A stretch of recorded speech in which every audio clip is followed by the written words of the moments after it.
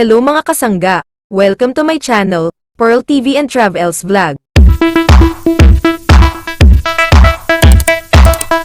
Mga kasangga, ang gwapong si Dominic Roque, ay nagpa-fresh muna ng self sa Ivy Clinic bago mag-travel sa South Africa. Narito ang kanilang kwentuhan ng mag-asawang Dr. Ivy and Ziteo. Check this out guys. Hey Dom, what's up? Looking good. Yes, how are you? I saw your interview. How are you guys? We're good. How are you? I'm good. As well. You're looking good. Yeah, it looks good. You look fresh. Tama po. Yung Ivy eyes. Kaya. You're fresh kasi I was doing that for me. Yeah. Right. Iniwan ka na ng best friend mo, wala na si Kat. Wala.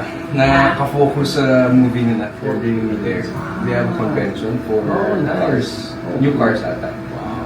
In South Africa. Sino? Ako, next week. What, you're leaving? Yeah.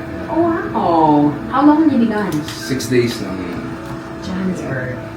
Sabi ng face ko. GLP ka? Yes, Dr. GLP siya. GLP and then Ivy eyes, right? Oo nga eh.